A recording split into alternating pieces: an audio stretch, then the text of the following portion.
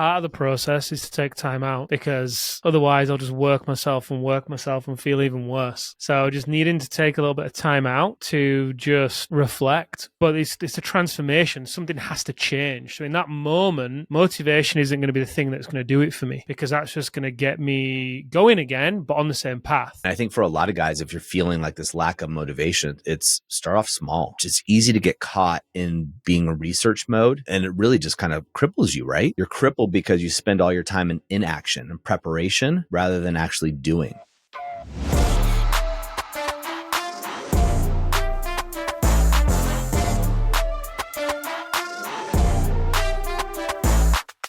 Hey guys, welcome back to the TPM show. Guys, have you ever hit a roadblock and kind of let the wind out of your sails, if you will? Well, in this episode, Tim and I are going to show you how to bounce back and perhaps even bounce back stronger, redefine your motivation and drive towards your dreams and get a little bit more vigor in your life. And I think that's what we all want. I mean, we all lose motivation from time to time, feel a little flat, especially when we're doing the same thing over and over again. And what we want to do, though, is reestablish that spark, right? Reestablish that fire in the belly, that thing that drives you, that passion, right? That excitement that you have for life, whatever it be, whether it be in any of the 5 territories. And again, for those that are new to the TPM program, 5 territories are self, health, wealth, relationships, and business. And that's what we're going to talk about today. Tim, thanks for being here, buddy. Yeah, of course. I love being here. Well, I love having you here, man. I wish you were here in person, as always. It's always fun to have these conversations. That'd be epic. So what do you do, Tim, when you lose motivation and drive? Like what is your process when you feel a little bit flat? Good question. Definitely part of the process is to take time out, because otherwise I'll just work myself and feel even worse. So just needing to take a little bit of time out to just reflect, really. Obviously, I'll still maintain my ARS. That's absolutely key. Making sure I'm getting up, doing my Alpha Rise and Shine. But within that, I may take an hour or two in the day just to be, like I said, whether that's in nature or coffee shop or steam room, sauna, that kind of thing, and just journal and reflect and see what it is that I would love to create, or what it is I'd love to experience next, or whatever question it is I may ask myself. Depending on how much of a rut I feel like I'm in, that will obviously dictate the question and how big of a move I feel like I need to make. But typically that's what I'll do. And how long does it take for you to reestablish that motivation? It depends. There's been times in TPM, as you know, when I have sat in a particular seat, and that seat definitely hasn't been a natural seat for me. And I've had to really double down on being disciplined and finding motivation every day to do whatever it is I need to do for the movement, right?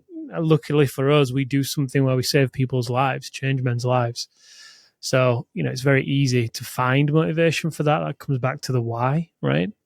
So tapping into my why and really making sure I'm connecting with it. Because at the same time, in all honesty, because we do this so often and because we're in the conversations every day, look, the reality is you can sometimes forget that you also do that. I can forget at times. And, we have a channel in Slack, right? And the platform where our team communicate called Client Wins. Going and spending time in there and just seeing all the wins coming in from the men, the coaches and the team are posting, and just remembering and realizing that, wow, it's what a blessing and what a gift. So yeah, depending on what season I am in and what it is I have on, I can either rediscover that motivation quickly, or it can take a little bit of time. I've come to realize that for me, there's certain things I can't force, and I don't want to force. And I do believe that, things happen for a reason at times. I can think of periods in my life, like before TPM, when I had the fitness business, and it just really wasn't for me anymore. I just had this feeling that I wanted something bigger in terms of impact. I was ready for the next challenge, and I set up the business so it didn't really need me. But there was this period of, well, now what? Now Yeah. what? And I was young. I was in my mid to mid 20s ish, mid to late 20s. And all I knew was there was a pull for something else, but I didn't know what it was. I think at that time, if I would have forced it and just tried to do something, I probably would have fallen into the wrong thing. So I resisted that, and TPM was one of the things that came from that place of just sitting and being impatient, really, being patient and asking questions, because it's bitten me in the ass many times when I've just forced myself to find my motivation and just go again sooner than I've been ready to go. Yeah, it's interesting. One of the things that I love about working with you is you and I are very different in a lot of ways. We're similar in our values and our beliefs and what we're here to do, but we also operate differently, which I think serves the men really well because we have different perspectives. And it's interesting when you were saying about how we do this so often, when doing this being help men. I mean, it's the number one thing we hear from guys is, man, I wish I would have done this sooner. Right. I was on a call with a guy or a group of guys yesterday, and that's one of the guys said, he said, man, I'm turning things around. Crap. I wish I would have done this 3 years ago when things in my marriage started to look like they were going down the wrong path. And I had a guy yesterday telling me that we saved his life. Right. He didn't tell anybody, but he was living a life of quiet desperation. And when I feel like I'm slipping into that quiet desperation, if you will, or that slump myself, I'm one of those corny guys that listens to something that's motivational. Right. And part of that is something that we play at the Alpha Reset. The guys that have been there on day 3 know probably what I'm talking about. But I'll do it. In fact, I did it today. I'll find something motivational that pumps me up, that amps me up, that reignites my passion, if you will, reignites my why. And that really works for me. And I realize it doesn't work for a lot of people, but I like it. It's corny. It's, whatever. But I enjoy it. And I know a lot of other people do too. I find that thing, and it could be music for me sometimes. And you and I differ. I'm not as good at the surrendering portion of it. For me, what I want to do is, okay, what's one small thing or big thing that I can tackle to get my energy and my momentum moving? And because once I'm in action, I got the flywheel going towards a goal or something I'm motivated to do or something I want to do, whether I'm motivated or not.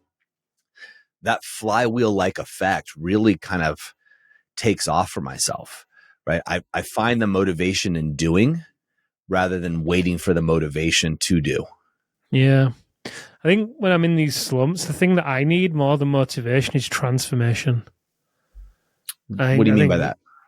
Well, when I'm in these slumps and I hit whatever it may be, I'll definitely take stock. Like I said, one thing I also do is I ask for help. I think that's probably one of my strengths. I agree. I ask for help. I'll come to you. I'll go to Arthur. I'll go to men that I trust, and I'll tell them what I'm feeling, tell them what I'm thinking, and just get a sounding board, because I don't know what I don't know. I can't see my own blind spots. And depending on how deep of the slump it is, let's say, what I mean by transformation is something's got to change usually for me in that moment. And I think when I become aware that something needs to change, I think I can be pretty good at changing it. Weirdly enough, I can be better at changing the big things than the small things. But it's a transformation. Something has to change. So in that moment, motivation isn't going to be the thing that's going to do it for me, because that's just going to get me going again, but on the same path. Usually it's something that has to transform so I get going again, but maybe on a different path. And then I'm pulled by the new vision and the new thing or whatever it may be. It could even just be an insight or some clarity that I've got. That's then that'll spark the motivation for me. And in talking it through with you, that's usually it. It's the clarity that gives me the motivation. Right, I'm clear on this thing now. Right, poof, let's go. Yeah. Do you? That's definitely for you. You thrive on clarity. It's very important to you, and which is awesome. Because once you get clarity, you're like a dog on a bone. You don't let go at all, which is an awesome trait to have. Do you believe? I was just listening to you, just like, it's easier a lot of times to get motivation to conquer. My words, not yours. Conquer the big things rather than the small. Do you think that's for you because the bigger things to get motivated to do are more of a challenge, and that you anticipate that challenge, and that therefore the taking on of the challenge is the actual motivation? Yeah, I do. I think, and because it's such a big challenge, usually there's less time to think and dwell. And it's just inspired action, boom, boom, inspired, go, go, go, go. And it's just, it can be very imperfect. Yep. And it can be very much like ready, fire, aim. Whereas smaller things, for me, I find it easier to overthink them and be like, well, how will this thing fit here and there? And how will it affect that? And blah, blah, blah. Rather than kind of majoring in minor things at that point. Yeah, so it's very similar to what I'm saying in the sense that it's the doing, right? I just think I'm probably fire, ready, aim, maybe more so. But it's the action. Once you start going and you get that flywheel moving, it's really important. And I think for a lot of guys, if you're feeling like this lack of motivation, it's start off small, right? Start off with something really, really small so you can get it going. The easiest analogy, because I know you have a fitness background, is health, right?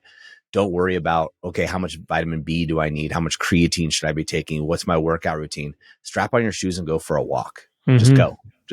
Don't think about it. Don't think how far you're going to walk. Just walk. And even if it's around the block, you'll start going.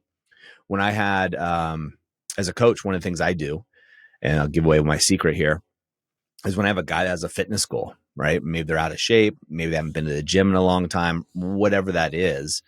What I'll do is I'll say, hey, all you have to do is go to the gym and check in, and you can turn around and walk away. I know you have a lot of time. You don't have a lot of time. I know that, you have this, whatever preconceived notions about the gym, whatever it is. All I want you to do is walk into the door of a gym, get your little key tag like most gyms have, click in, check in. And if you decide to leave, that's totally cool. Not a problem at all. Just walk away, go home, right? It'll take you 5 minutes? Of course you have to drive there, whatever. So let's just say all in all, 20 minutes. No problem. Everybody's got 20 minutes they can carve out. Guess how many guys, Tim, go to the gym, check in, turn around and walk away? Very, very, very few, right? Yeah. I can think of a couple times I've had a guy do it, but it's really, yeah. Not the first time, but usually what happens is they'll check in and, right, what do? Everybody's working out. You're already there and you start exercising and you're like, okay, I'll do 5 minutes on the treadmill. Then I'll go home. You do 5 minutes, 5 turns to 10, turns to 20, you hit the weights. You got to start. You got to start with the action, right? And take that thing to the gym. It might not be the gym. Maybe it's with your wife, or maybe it's with yourself. Maybe you're just feeling tired. Maybe you're feeling stuck in life. You feel unsure of what to do next, right? These are the kinds of things you want to do. Take action. Take a course, enroll in a program, get on a call, listen to a podcast like this. We got 2 guys having a conversation that have solved this problem for thousands of men just like you. But figure out a way to do it and do that small action. Find out what your check into the gym, if you will, using that analogy, is for your situation, and just do it. Yeah, it's like the activation method for self, right? Obviously, we're launching that program. It's one that we used to do pre-COVID. Yep. Very successful program. It's led to, I think a third or a quarter of our team went through that program, and that's what led to them wanting to join the team. Anyway, point being is we're relaunching it, and as a result, coming up with content around it and such. And so this week, for me, I've been diving into just reconnecting with that message and what it is that the men are struggling with when they come to us in that space, and so on and so forth. So today I had it on my agenda to finish off some of the stuff I was looking at, some of what a lot of the men used to tell us, and then to write a post and prepare for these podcasts. Now, as I was going through my morning, I then realized very late on that I had an hour less than I thought I had. I'm like, well, crap, I've still got this other stuff to do, more of the kind of research part of it, if you will. But I knew one of the biggest things I could get done today was to write that post. Just get the rep in, right? Just get that rep in and write the post imperfectly. But by me being in the act of communicating the message to the men, that's going to strengthen my confidence, my motivation, whatever it may be, far more than continuing to research, if you will, and read back a lot of our case studies that the men have shared with us. But it's that idea of just taking that imperfect action. Was the post perfect? No, not by any means. Was it good enough? Yeah, well, absolutely. And then that fuels me to want to go again and again and again and again, right? It would have been very easy to not do that. Oh, well, I didn't have as much time as I thought I was going to have. So therefore, I need to get these other things done first, and then I'll do that tomorrow. Well, no, that would have just kept the cycle going of the procrastination. It's kind of like, to your point, well, just swipe in the gym. Just take that imperfect action that's inspired and let that build. Yeah, I can't remember who it was. If it was Stephen King or a major author. But one of the things they said is, to write a great book, you just got to sit down and just start typing, right? And it could be even nonsense, right? And just start writing. And once you start writing, you've sat down, you're already there, and your brain starts to move into writing mode. And then all of a sudden, inspiration or motivation comes up, and you can produce pages or what have you. But you just have to start, right? Kind of like your blog post, right? You could research all day. God, man, I can't tell you how many people I know research the best workout or for gaining muscle, or the best workout for losing body fat, or the best supplements for doing this, yet they're not doing any actions to do it, right? Or, gosh, I mean, the best real estate, I don't know, you can pick any category. It's easy to research. It's easy to get caught in being a research mode. And it really just kind of cripples you, right? You're crippled because you spend all your time in inaction and preparation rather than actually doing. The other thing I think, Tim, is critical when you're looking at motivation, and they've done studies on this, is you want to surround yourself with motivated people who are motivated or in the process of getting motivated.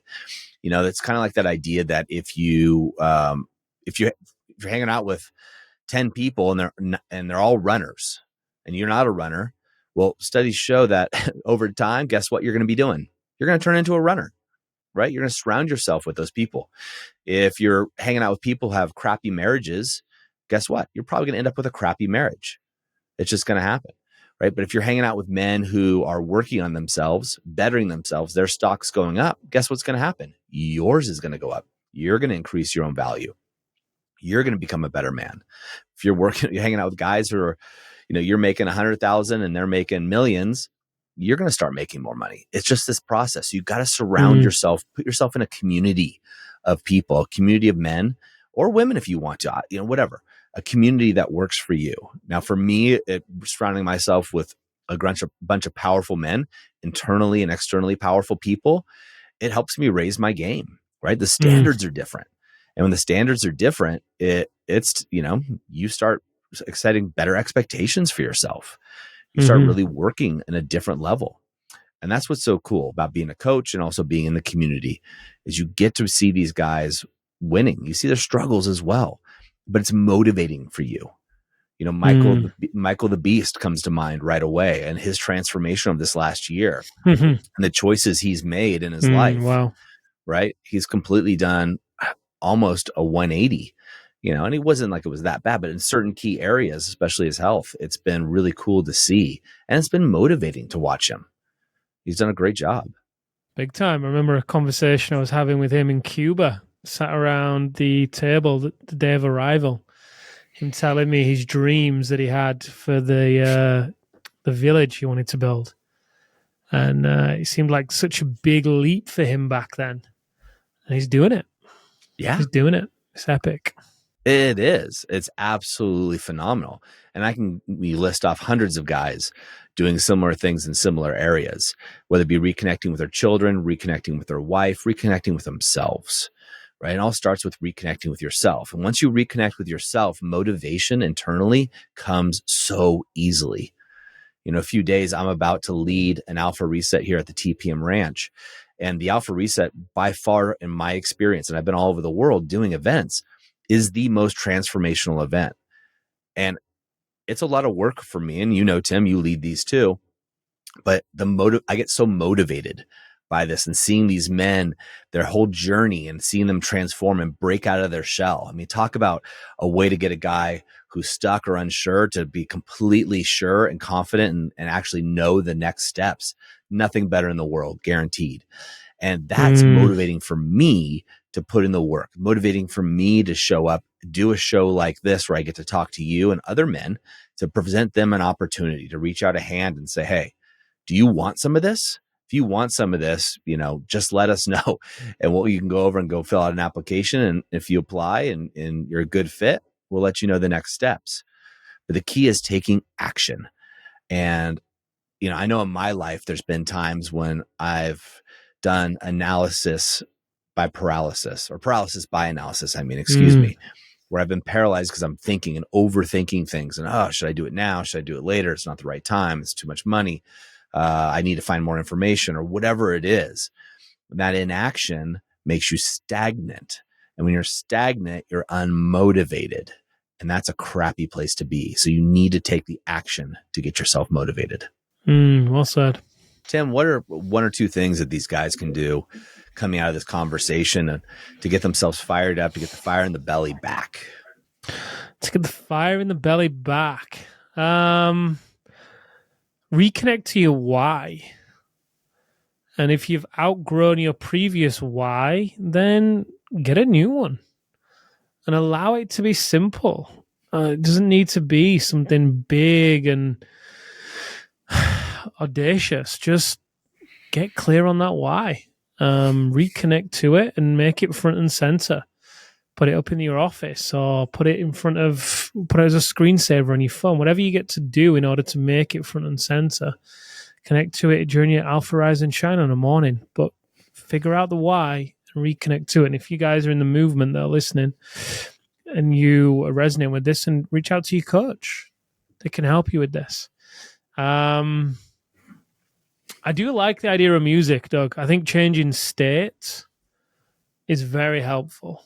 Yes. And I said, I do, but I think at the same time, changing state can be key, because a problem can't be solved at the same level of thinking that created it, right? So if they're down, feeling like they're in a rut, lacking motivation, then change that state. Listen to some music, watch some comedy, get in nature, go for a hike, or do something. Just change your state and begin to ask yourself better questions from that new position. Love it, man. So true. State change, whatever it is, you got to shake things up, guys. You got to do something different.